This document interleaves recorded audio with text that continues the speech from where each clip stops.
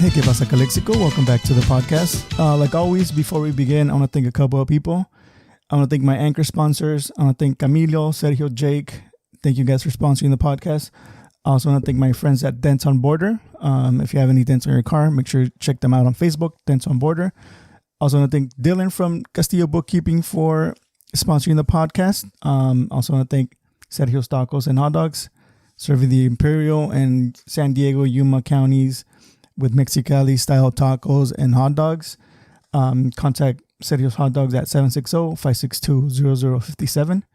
Or also make sure to follow them on Facebook, Sergio's Tacos and Hot Dogs. Also want to thank David Gastelum. If you're thinking of buying or selling a home in the Imperial or San Diego counties, make sure you contact David.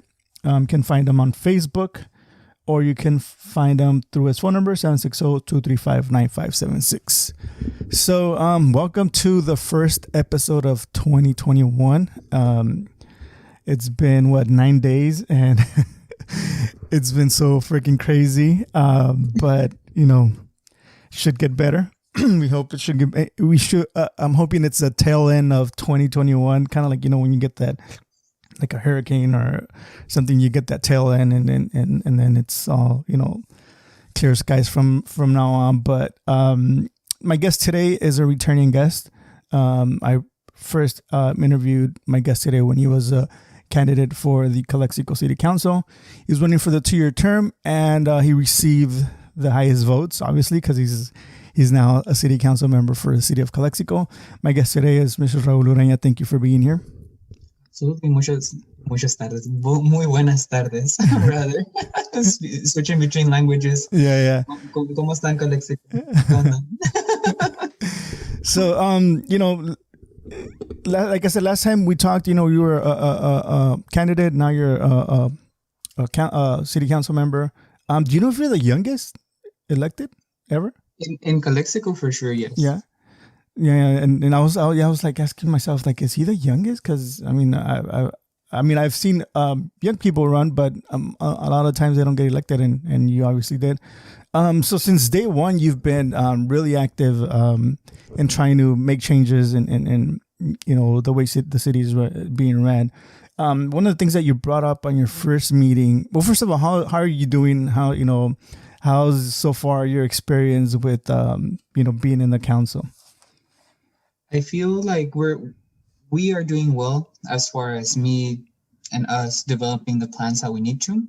Right now, I'm just gonna put it in a couple sentences. Right now, we're in something that is deeply political, and this is not where we want to be, right? Where I want to get to, and I think it's gonna happen regardless, because, and I'll explain to you what I mean by political. I want to get to the point where this city is stable enough as far as services and organizational management and everything, ready to start asking the state with serious proposals for climate change funding. Right now, the state of California is in a mood where it is willing to spend on environmental and environmentally conscious projects. They funded us for $28 million river recently, which was a really big deal, because the state of California said, it's pandemic time. We really have absolutely no money. 80%, however much percent of our revenue stream has been impacted by the economy. And even then, we got those $28 million secured in Garcia's office for the new river. The other projects that go alongside with that is there's going to be climate change dollars for transportation projects or housing projects, and the city just has to be ready for those things. So that's where we want to be. But on the road there, we're in a very political situation. I'm going to let you ask some questions because I'm sure you have some questions about the political situation going on. And I'll be happy to explain what all this means in real terms at the end of the day. Okay. Yeah, for sure. I kind of want to go like chronological in the terms of, what you've brought up to the council. I think one of the first thing you brought up, it was even, the day you got sworn in, you guys had your first meeting. Something you brought up, and to me it kind of made sense, was the dates when, mayors get picked and all these things. Like, can you tell us a little bit about that for those of Calexicans that didn't really get to hear or know what you brought up in that first meeting? Sure. So the inauguration is a very important day. Ahí es donde empieza la novela. Oh my goodness, it really is like a season premiere. It was incredible. So just before I even start with the story, let me just say that when I endorsed Javier Moreno, and even when I got to hear Camilo Garcia speak about his origins, de que él es poblano mixteco, that he feels very represented as a Mexicano and he wants to fight, and he made his speech in both Spanish and English, just like I did, and seconded some of my points. Todo eso, muy bonito hablar.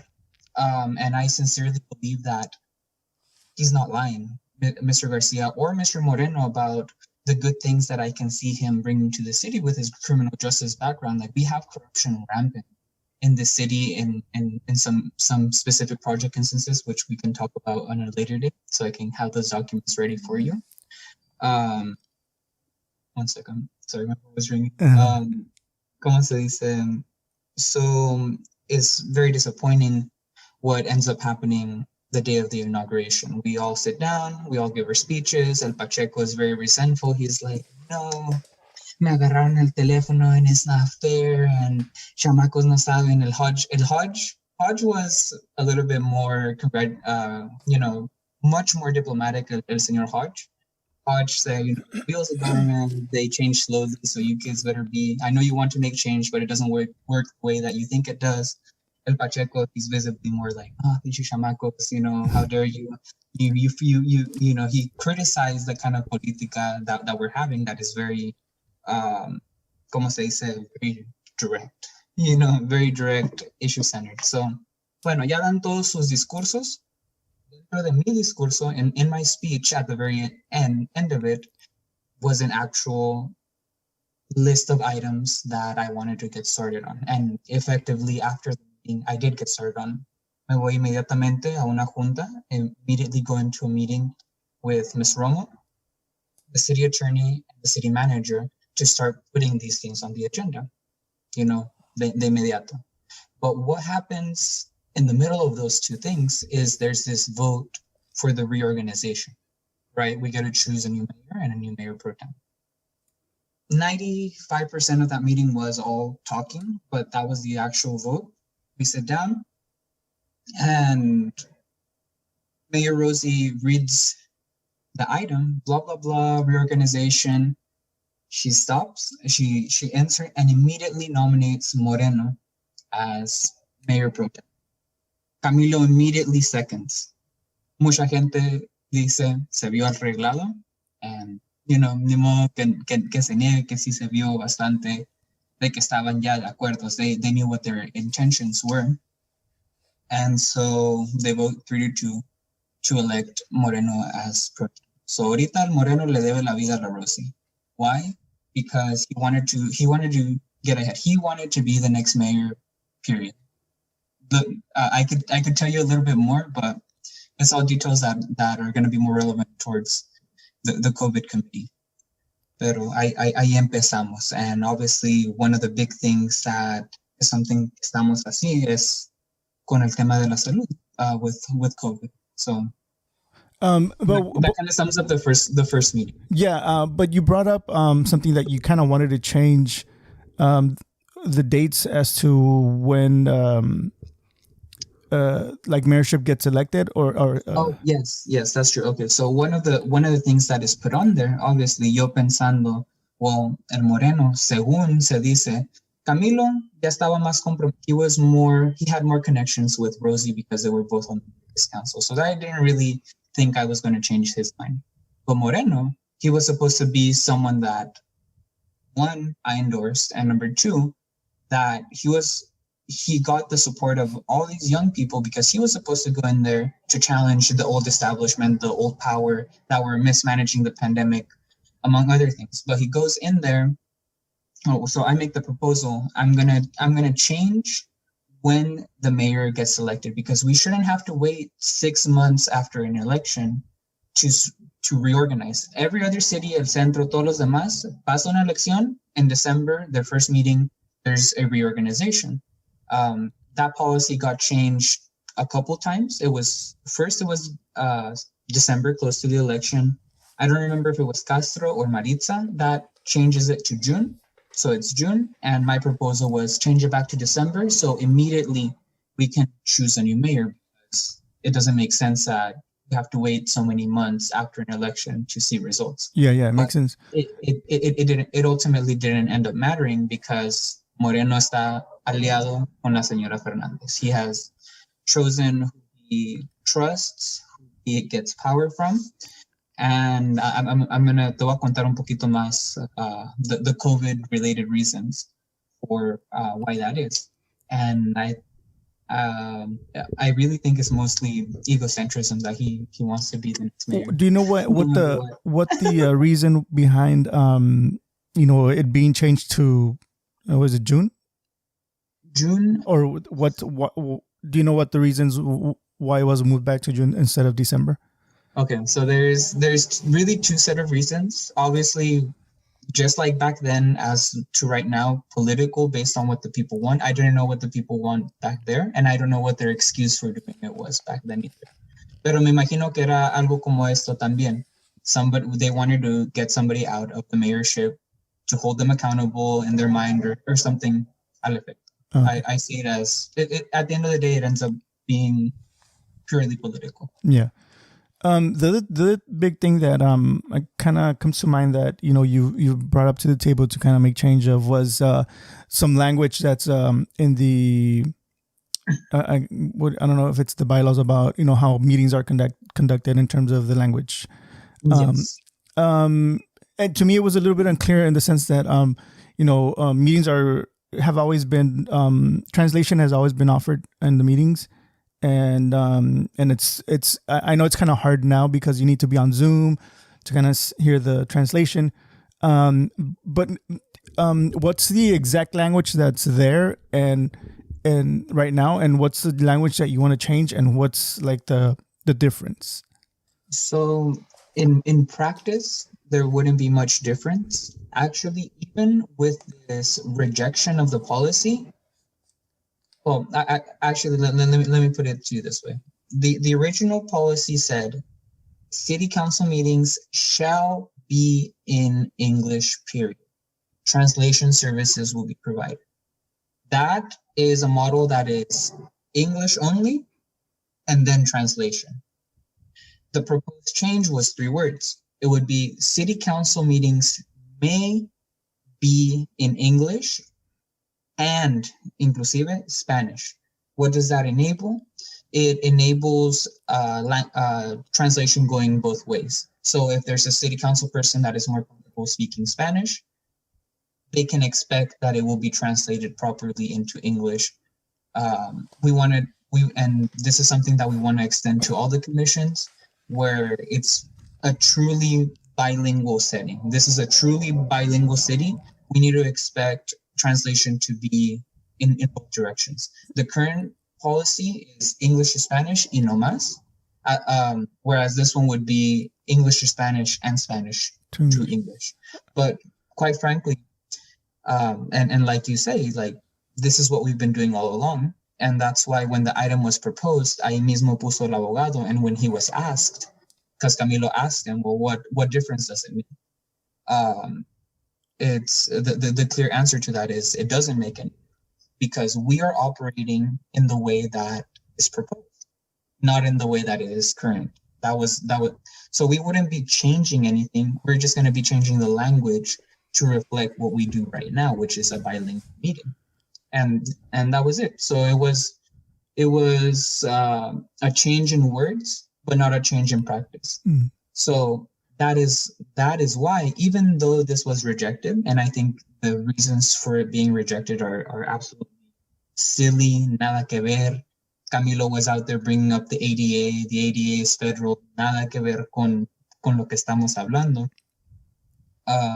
Como se dice, even without the change, I can still put in the bilingual modifications that I want. Una de las cosas más grandes is when meetings are broadcast live, they're translated, right? You can go into Zoom and English or Spanish. but the Spanish version does not get recorded and does not get published. And that right there, there's no reason for that. Technologically, there's no reason you should not also be recording the Spanish one and publishing it too. Yeah. So if somebody wants to see it cuando quieran, it's right there. And right? I think from, I was watching the meeting and then the comments from the people, and I feel that a lot of people felt like it was trying to like get snuck in. I feel that if there was more, and I don't know, what difference it would make if it was snuck in or not. But if you would, if it brought it up and then given the community a little more time to kind of digest it and understand a little bit, maybe there'll be a little bit more support in it. I mean, at least that's my feeling and my opinion. And that is correct. So this is where we get to the politics of it, right? Every time you make a city ordinance change, there's two readings. First reading and then a second reading, and on the second one is when you vote. What happened here? We put up the first reading during that special meeting, and that's when they voted down. That's when they said, well, we would like more discussion, but we're going to make sure there's no more discussion by voting it down. I see. Right? And that was shocking. Bueno, even if you're against it, let us get to the second reading where we can have it in a general regular meeting para ver qué piensa la gente. How do you know? No, the only people that commented were your friends, La Loli Mercado and other people in the community that are old school and English only, que todavía piensan de que English only is law, English only because this is the United States, y esto y lo, that old school Calexico mentality where we're still trying to be white people. No, and I feel that, having it that change would benefit, it's not gonna affect the city or the community in a negative way. It would only benefit the community because we're a majority of Spanish speaking community, so like it would help our community better understand what's going on in our city. So yeah, to me it was a little bit but yeah, I didn't understand why there was no further discussion to it. But I feel that a lot of the people that were talking about it were like kind of like saying like, oh yeah, they're trying to sneak this in, but I didn't know that there was two parts, like where you have to approve it in the first time it's brought up so that there's further discussion. So yeah, that's a little bit yeah, now I get why it's people are mad that didn't pass. So what this comes down to is if Urena and Romo propose it, the answer is no. And the thing is, like, to me, it's I know Ms. Romo has a easier time speaking in Spanish and communicating in Spanish, and so a lot of other people in our community. So, I mean, to me, I've always been an advocate of having a diverse set of leaders. So, and she is part of the community that. A big part of the community in our city, Spanish speaking people. So, I mean, if she has an easier time speaking in Spanish, well, so do a lot of people here in Calexico and understanding it. So, yeah, I feel that this needs to, people should support this and bring it up to their city council members because, I mean, obviously you and Ms. Roma already brought it up, but bring it up to Camilo and Miss Rosie and Javier, because yeah, it's I mean, yeah, like you said, it's kind of hard to understand the when people say like, oh, well, English is our language. Yeah, it might be for a lot of people, but here in the community, our neighbors, our tias, our tios, or abuelitos, they might not speak. My parents don't speak English. I mean, my dad kind of se defiende, pero he's not very fluent. And there's no reason to discriminate against that because, like for example, one of Romo's commission appointments, one of the people that she appointed for commissioners asked her, ¿Puedo hablar en español? Can I do this job speaking Spanish? And the answer should always be yes. Porque tú quieres contribuir. Because you want to be a part of this. You're willing to put in the work. Why are we going to make it harder for you? Yeah, for sure.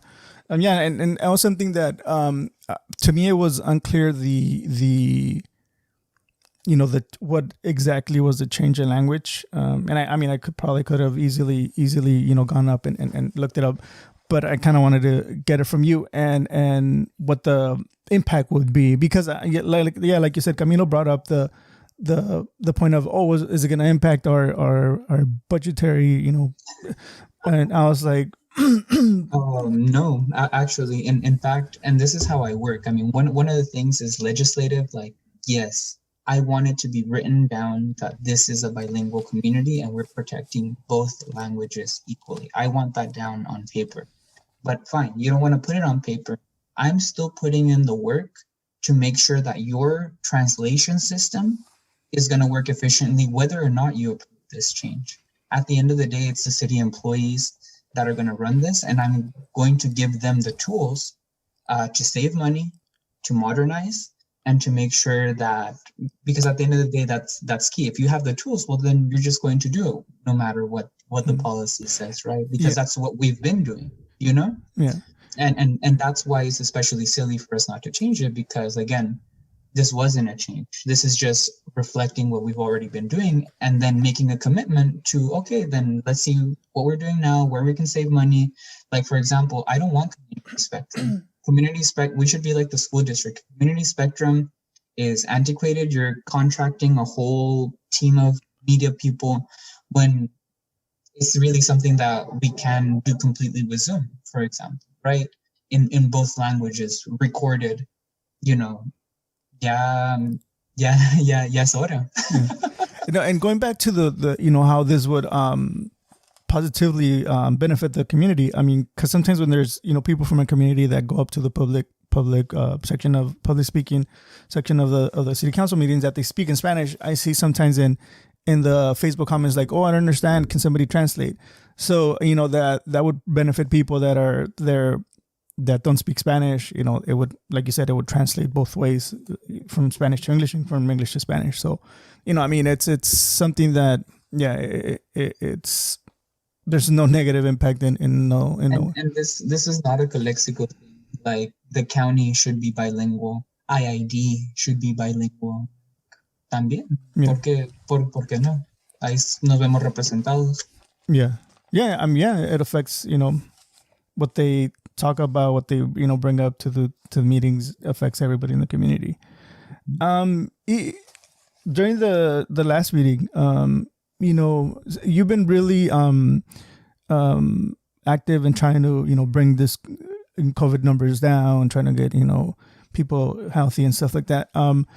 And a lot of people, mainly the council members that were already there and some of the city employees kind of felt a little bit hurt that you were kind of like criticizing the way they handled the this whole COVID thing.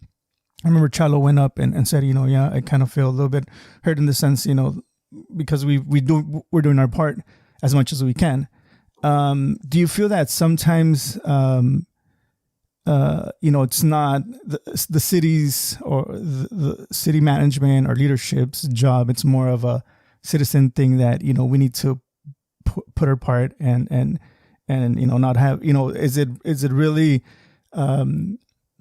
the PD's job to go stop gatherings that people are having? Are we exposing them more than it? This is where you get the fundamental misunderstanding, I think, when those words were said and how they were interpreted. When I was saying there has been a failure in leadership, I'm talking about there has been a failure in leadership from the city council to work with Heffernan and to work with the other institutional leaders to put up a plan for testing, for vaccinations, for quarantine resources and things like that. It has nothing to do with our employees because we make the decisions. We are supposed to be the leadership. I know there's city employee leadership, and this has nothing to do with them. No, I don't expect the police department. If anything, I'm actually one of the people that says, if we cannot use the police for something that's health related, even better. But no, I was absolutely talking about the city council blocked an eviction moratorium for 6 months. Plain and simple. Eso era, and I specifically said, Camilo Garcia, that has been here for 6 months, and Miss Rosy Fernandez, that has been here for 10 months. No pasaron nada that the city could have done. They instead blocked that eviction moratorium. At that meeting, they say, oh, well, this COVID committee is unnecessary.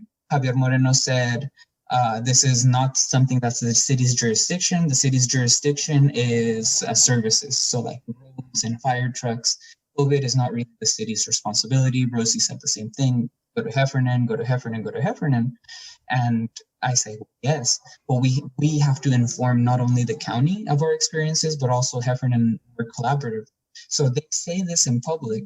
El Camilo Garcia muy a fuerzas se ve, forced to pasar, to make this committee go through. Camilo Garcia, very, with these silly conditions, decides to pass it. And I'll tell you about those conditions in a moment, because they're going to become key. But they spend all of this time talking about, the staff time, y que, como se dice, it's duplicative and it's unnecessary, and this is somebody else's responsibility. But in our city manager's report just a couple of days ago, I got informed of a meeting that happened between Mr. Moreno, Ms. Rosy Fernandez, and Heffernan Memorial. So all of a sudden, they want to do exactly what my committee is doing already on COVID. Well, they should have done this 10 months ago. They've had their chance. That's what I'm referring to. And politically, a mi cara, politically, they want to feel strong and they want to feel like they can say no. But at the bottom of their hearts, they wish they could be me, and they wish that they were doing the ideas that, and I want to involve them, like I said at the very beginning. Like en el Javier y en el Camilo, veo muchas cosas buenas. A lot of good experience in economic development and in criminal justice, and I want to include them, but politically, they feel offended and attacked. And quite frankly, I don't know how to say it in a nicer tone, that you weren't doing your job in these many months. Let me help you with it. Let's make a committee so we can all start talking about it, so we all can do it together, so we can all pool our experiences. No one person is going to solve this, not even me, not even anyone, right? So quiero dejarme de políticas, because recently I got an email from that was forwarded to me that Maritza has sent down to the board, that probably, I don't know how the council feels, but there's already calls because of that misunderstanding that you said, to dissolve the COVID committee. But why are you going to dissolve the COVID committee? The COVID committee is opening doors to more testing in Calexico, and that is actually, doing the work. It's become very political. It's not letting us get to where we can even imagine being, right? And the sad part is that the resources are there. Like federally, you guys have all heard of about these programs up there, Housing for the Harvest, that will give quarantine resources. Like if you come out COVID positive and you're a farm worker, they'll give you a free hotel room. And that there's also Project Home Key that applies that for homeless people. Well, that's good and dandy, but all of those are in El Centro. So how are we as a Calexico community, all of us, Distrito, Heffernan, City, how are we going to make sure those COVID positive campesinos and those COVID positive homeless people are able to get those quarantine resources? Literally all they need sometimes is a ride to El Centro.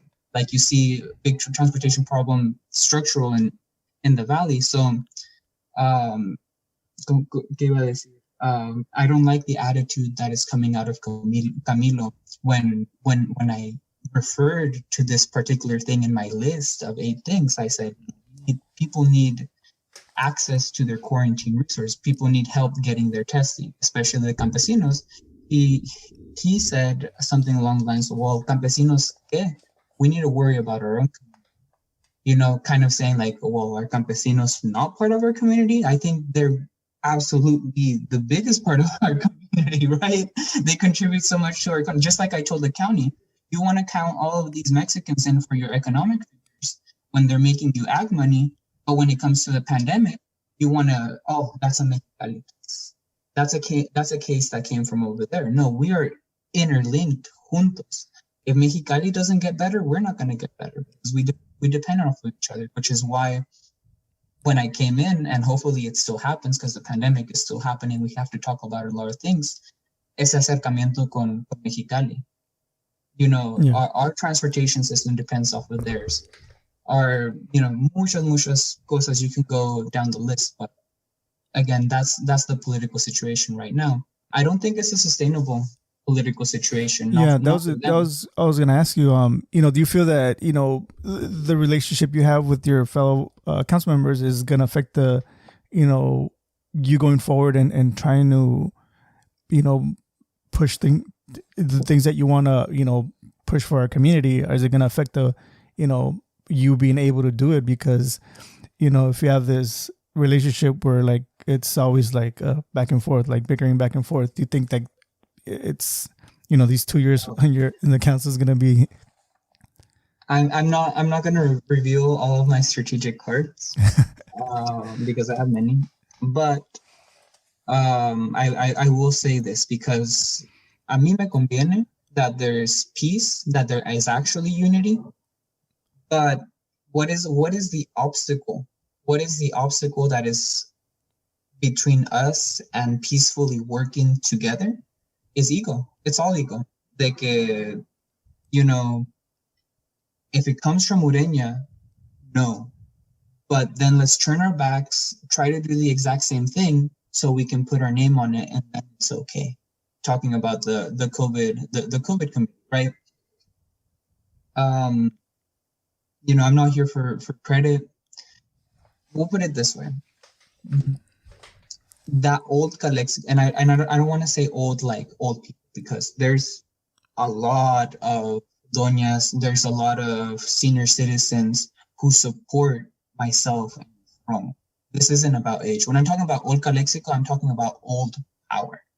I'm talking about the people that have been in power for decades, right? Las familias, the old familias, right? That now with the new population, like they saw, they can't win elections anymore. De aquí a 2 años,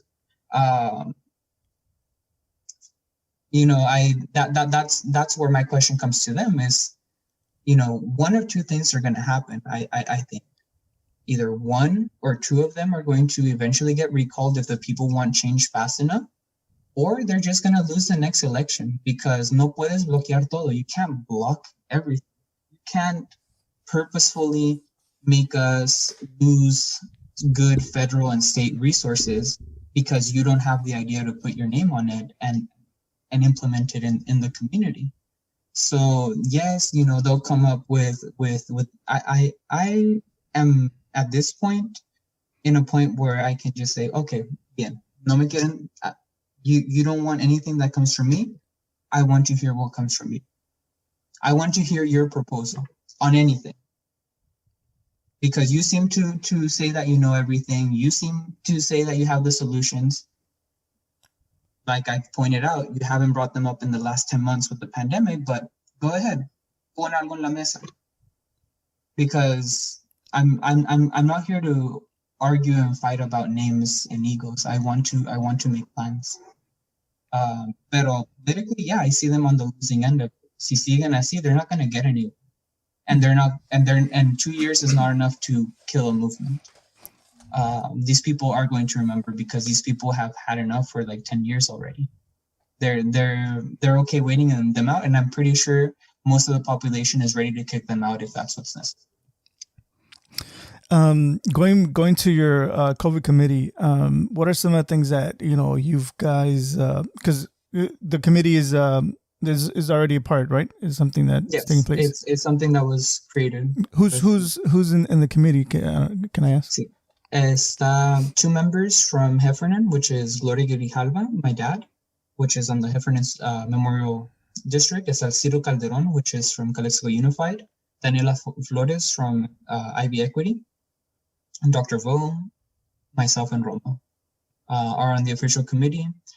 Blessedly, we have a lot of support from the county, not just from public health, El Señor Lamor, Tomas Virgen, like something about the creation of this committee has accelerated and made our relationships with the community a lot better. So even though I know if I put something in the city and say, hey, the COVID committee needs help with this, the COVID committee needs some funding.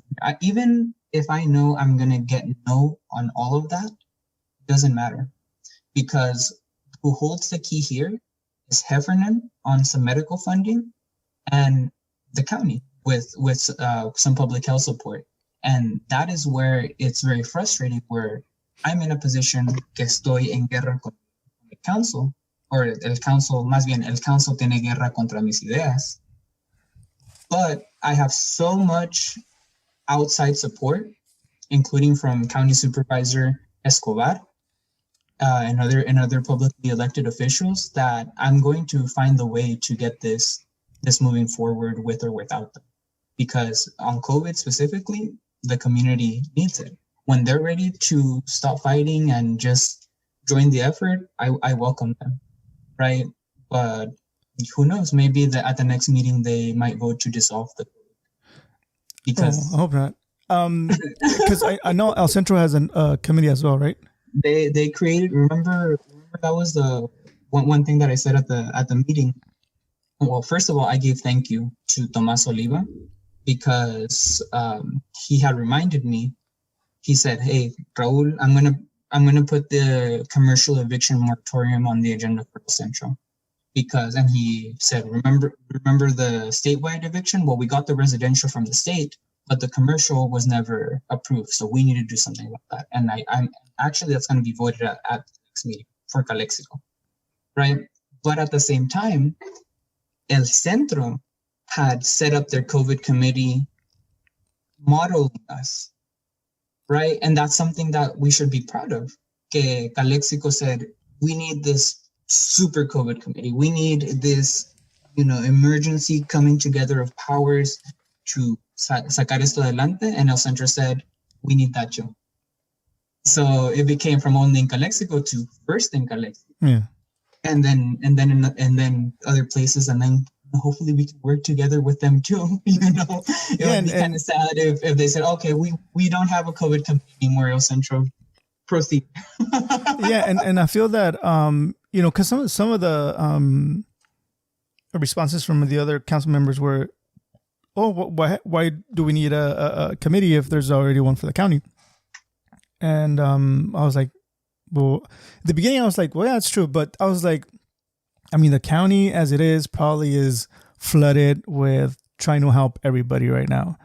Why not take that load off a little bit? With trying to have a group that's focused in one city, and then have I'm sure that you guys kind of communicate with them. These are some of the biggest needs that we're seeing and whatnot.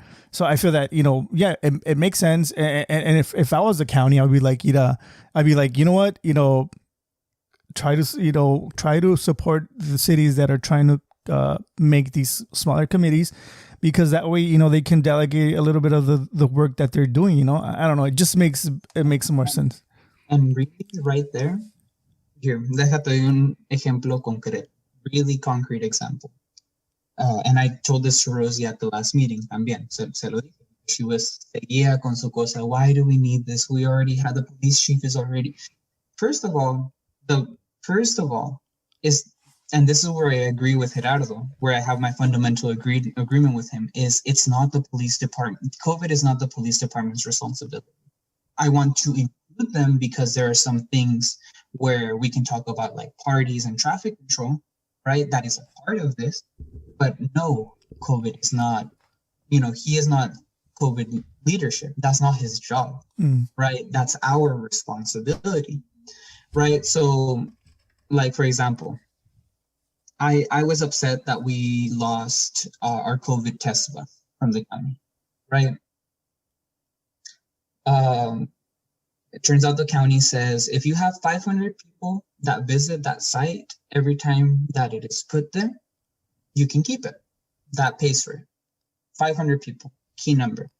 You have one in Brawley and you have one in El Centro. They keep their resources because even Brawley for as small as it is organized enough with Comité Cívico and all of those organizations. They're organized enough to keep that center open. Pero Calexico, le pregunté a la Rosie, didn't we have a COVID testing bus? And she said, yes, we did. And I said, where did you guys put it? Or actually, not where did you guys put it, because I know you guys were not involved.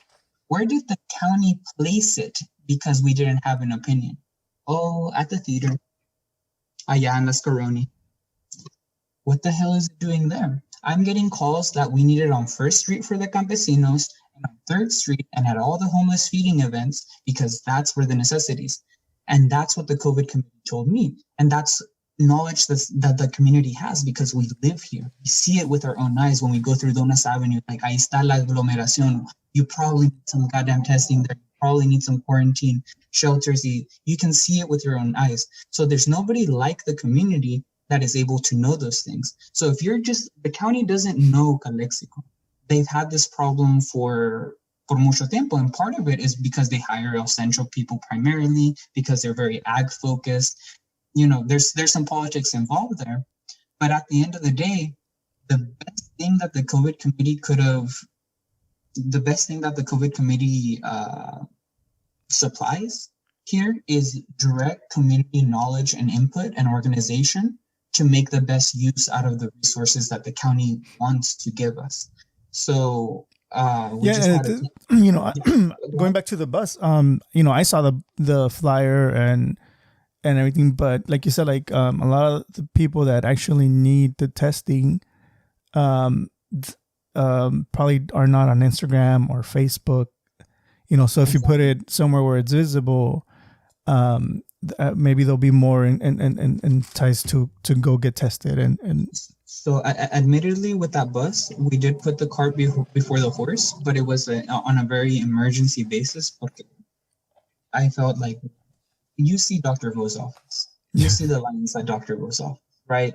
Tell me, you can't fool me into thinking that the city of Calexico, with all the movimiento that goes on here, with the fact that farm workers are still working, right? That Brawley can get 500 people for their center, but Calexico can't. Like, ¿por qué? ¿Por qué perdimos ese recurso? You saw the map. Brawley has like at least 5 testing sites. El Centro must have like 12 or 13, and Calexico has 1 or 2. ¿Qué pasó allí? Right? We can get into discussions about Heffernan and this and that, but ultimately, do people, what are we doing wrong? And you're absolutely right. And this is where I think the COVID committee is on the 11th is going to talk about this. I want to bring this up is, okay, we had a test bus again, this time at SDSU. ¿Cómo nos fue? I am almost certain we didn't reach the 500 people. The advertising that we did was very late. The city didn't organize any advertising. I am the city. Well, if I was the mayor, if I was the mayor of the city, I would have definitely advertised that through the officials channel. Like, hey, va a haber testing en mi ciudad. And parece que no le nació a la Rosie. Maybe she didn't know. Maybe she didn't care. Pero, pues sí. So we're going to take this to committee, and we're going to now develop and say, county, like, aguántanos. This was our first run. We're going to come up with new locations, new advertising strategies, prepararnos bien esta vez, and try again, and try to get those 500. It's a working process. That's what we're here for. Do you also feel that some of the low numbers might be because of just a culture of being like, pa que voy, or like, man, I see que estoy enfermo. Like, do you feel that it kind of... Yes, all of that. But llegamos a las mismas. Communication and advertising. I really don't think there's a lack of interest, because every time I put up a COVID post or a COVID live, those are the most popular ones, specifically the ones that advertise testing. La gente, they share that shit. Vayan todos. Simplemente we weren't organized to do it like at the right time, 2 days before, and get it to the right people, right? We weren't organized enough. Yeah. That's what needs to change. It's just communication at the end of the day. La verdad. Like, ¿por qué se ocupa el test? También es parte de la comunicación. Just to make people know how the test works. Yeah, I mean, especially now with the vaccine, people aren't as trustful, as they should in science and in medicine. So I'm assuming people that, maybe get a lot of misinformation might not be too comfortable with getting a test or getting a vaccine. So yeah, educating the community, especially our farm workers that, a lot of the times are too busy to really look at news or read information, or because they wake up super early, get home really late, are tired, go to sleep, so yeah, I think a lot of communication needs to be, and I feel that I work for the district, and I feel that it's something, and hopefully I don't get in trouble, but it's something that communication is a big thing, and we really don't have that, especially in a small town. I feel there's a huge lack of communication between. Which district? Sorry. I work for here in Calexico. Oh, excellent. This is, and thank you for bringing that up. Ciro Calderon, the president of the school board, right, is on our committee. One of the things that came out of the first meeting is before New Year's, porque queríamos hacer algo de, ya me estaba quebrando la cabeza that New Year's is coming. What last minute thing, porque nos dejaron muy poco tiempo. What can we do? One of the things that was actually done is el Ciro Calderon. We said, well, he has access to all the families in Calexico. The school district routinely communicates truancies, communicates to all the parents, right? Announcements in a bilingual format. Excellent. Ciro, por favor, instruyele, así dijo el comité, instruyele a tu superintendente, make sure your superintendent gets a message to all the families about how COVID is and that they shouldn't gather in Christmas and New Year's and blah, blah, blah. Sencillo. And we need to do that for the testing site, right? You see, we didn't have enough time to organize that for the testing site. Es una de esas cosas que, you see, this is why we need to be together. Heffernan School District, City. Yeah, right? and that was one of my questions. The lack of communication that I feel that is between, a lot of our local leaders. Do you feel that, the city council and the school board and ID and county need to have a little bit more communication among themselves? Yes, I mean, we can't just say, I believe this to be true. Obviously, the school district says it a lot, is education doesn't stop at schools. It goes to the household and in your environment and everything where you live. Absolutely true. But you can't just say that. You have the city and the school district need to come together and make agreements about educational parks, make agreements about what is the city going to offer, not just students, but also our citizens, about our history, about healthcare education, lo que sea. Very concrete issue.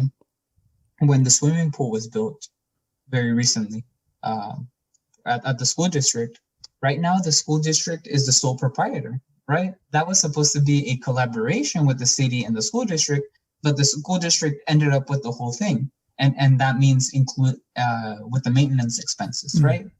And that's a place where it could be like, hey, that was originally supposed to be an agreement for both of us.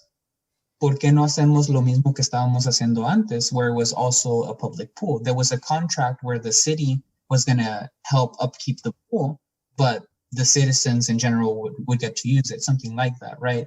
Like there's it would actually be beneficial to the school district to have that happen. Resource sharing, and with transportation too. There's a lot of cities that use their transportation networks to do the job of school buses, for example. And we have partners at San Diego State that also want to see a revolution in transportation in the valley. They're also willing to put some money down and be involved as an institution. Just like in other places where you see colleges, giving free bus passes to their students and, having some kind of stake in the transportation. Yeah. Todas esas cosas. Very relevant. I've seen that you've been doing like little Instagram lives and trying to communicate with the community of as to what's going on and what you're planning to do. How can you tell me a little bit about your feedback? Like how do you feel a lot of people are tuning in and because to me it's important, especially like I do this digital media stuff and podcasting, and I feel that it's a huge way to let people know what's going on.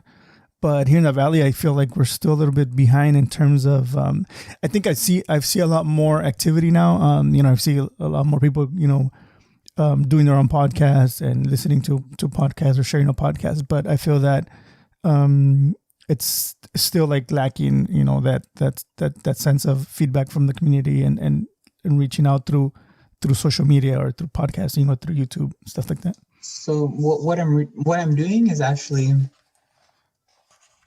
not very technologically advanced, but it is very advanced in intention, right? So, well, let me put the problem out there first. The problem a lot of people see, and especially when you're looking at it as a young person, right? You're looking at it and you might see, oh, the problem is not enough people are online. That's not the problem, right? Those people that are not online have very sophisticated networks of how they get information to each other. And I'm talking about like comadrismo and compadrismo, right? Like that is a really developed, advanced social tool that people use when they didn't have Facebook, right? And that one's a very voice-based thing, right? We come into the digital age and we're asking, oh, why didn't my tia see my tweet, or why didn't my tia see, like esta fotito or whatever? It's because it has to be a mix of both. And that's why at the end of the day, I end up doing un corto, breve, and a keyword breve, no more than like 20 minutes, quick, point-by-point comunicado by voice specific. Because an underlying, a layered problem onto this is that out of this older generation, well, they were also poor, and because they were poor, they had less access to education. So a lot of them legitimately have a harder time reading at the same pace that we do, because we're online all the time, right? Like that's all we do is scroll to read and scan memes. A ellos les cuesta más. So the voice bridges that gap. But so voice, and there's some people that like facial expression. They like to see the emotion and the hands and what I'm doing to communicate about an issue.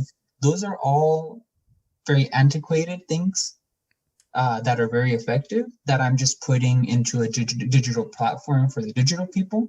But in a sense, I put it this way for the older generation, porque quiero que me escuchen, right?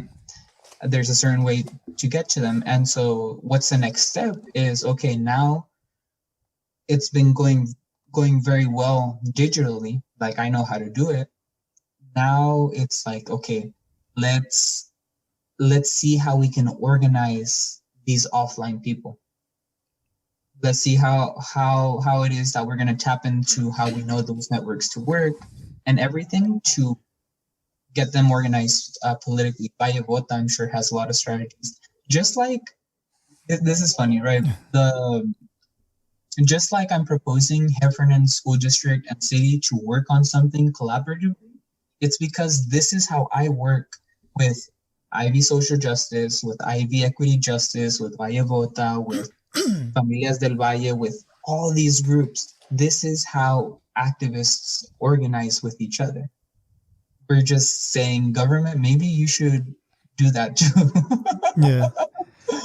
Yeah, and I think that now with the pandemic, with us not being able to physically see each other, because I mean I feel that if we were able to physically see each other, you'd probably be more out there reaching out to people personally. But yeah, I feel that now, I kind of see a little bit of more change of whereas to people are using this digital media too. I would be having some bailes. I would be straight up having some pachanguitas at, in different barrios and just getting communities together, or cafecitos en la mañana, community things. Those are literally like una olla de champurrado is power. Trust me, that's going to get some people together. Y van a tener un espacio para comadrear and I genuinely see it, because this is how my mom gets to her friends. De vez en cuando it's like, so moreno, Yeah. Something Gonzalez, oh my God. Something that Camilo mentioned that I kind of agree with him in this was that you have this power to kind of get groups of people to I guess kind of if you have an opinion or something that you want to get through, you have this power to get these group of people. You have a following, kind of, I guess. Excuse me. And something, yeah, and I agree with them. You have, I see that, a lot of the things that you're trying to push or you're trying to get people to vote on, you say something and then there's like this movement on Instagram where, you have these two. I've seen like two groups of people that are, always supporting what you're trying to do. Do you feel that the amount of kind of negative feedback that your fellow city council members receive from the people that follow you is kind of hurting your relationship with the council and hurting the way you're able to push some of the things that even they want you to push through? Do you feel that it's? Yeah, I definitely see it. We'll put it. It has a lot to do with the relationship I have with those people that you mentioned. First of all, it's not like I say something and people do it. No, we come to an agreement. We are equals. Como se dice? At the end of the day, they are community members. I'm not telling them to say X, Y, or Z things. They are organizing themselves and they are telling us all qué es lo que sienten. And I can't do anything about the fact that these people remember what Camilo and Rosie did with the eviction moratorium. Like they remember and they're still hurt about that and they want to see them more active. And they're absolutely pissed that Moreno decided to enable them in the way that he did. So, como se dice, like as far as me as a council person, tú me ves en las cuentas, right? It's point by point, it's structured debate, it's proposal, feedback, I'm a very working person. Como se dice, I don't know, maybe quite frankly, la verdad, he needs to take the responsibility, and the three of them really. The responsibility is not with me, it's with the Si quieren que esas gentes les digan cosas bonitas, pues hagan cosas bonitas. Yeah, because I feel that I see you and Romo, always struggling to get some of the things that you want to move through, because it's always going to be, it seems like it's always going to be you two against the other three, at least for a while, and yeah, I feel that some of the things that you're trying to move, I think the majority of the city agrees, and then things that they won't, and it's always gonna be like that. You can't please everybody, but at the end of the day,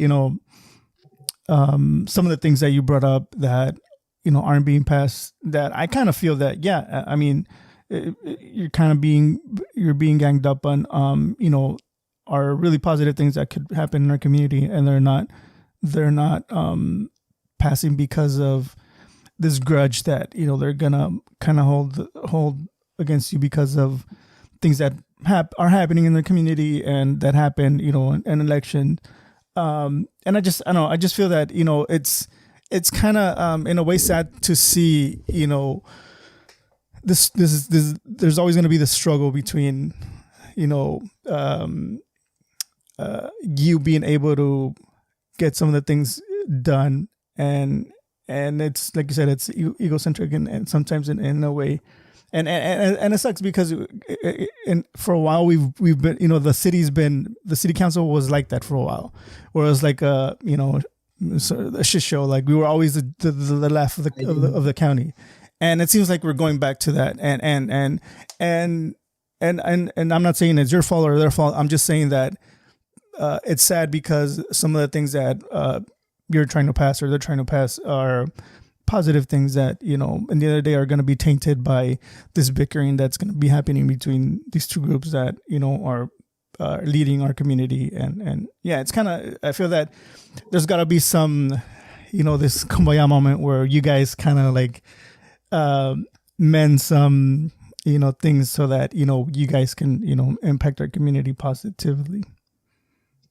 Absolutely. It has to happen. I mean, like I said, the people are not going to be happy with them if they keep blocking everything. They need to either work with what's being proposed or propose something else themselves. Like I said, I'm waiting for them to propose something. And I don't say it in any sarcastic or malicious way. I want to see what their ideas are, porque quiero ver por dónde están pensando. Yeah, and I mean, especially now with COVID, our numbers are way up again. I think somewhere I saw that we were like 40% when it came to testing. Like one of the two people that are being tested are coming up positive, and it feels like soon enough, our community, our small community, is gonna have herd immunity because there's so many people that are getting COVID.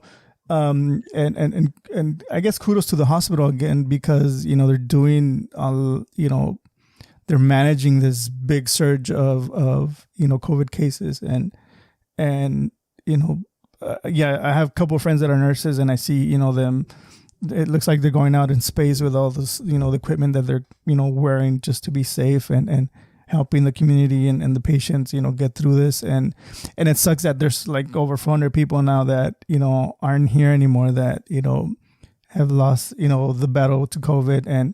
And I don't know, it just feels in a way that, as us as a community need to do a little bit better job at, trying to help people, especially in the hospitals and doctors, help slow down this surge. And for a lot of people it's hard because they need to go out and work, pay their bills, pay their rent, feed their kids. And it's I mean, and yeah, I mean, a lot of people thought that 2021 was going to be way better. It's started a little bit rough, but hopefully it definitely has started rough, but there's some beautiful things that are going to come true. Yeah, I mean, we're gonna inaugurate a whole new government at a federal level, and that is a big deal. I think that's gonna affect us locally too. Yeah, and it'll affect the. Hopefully, we have a lot better communication when it comes to.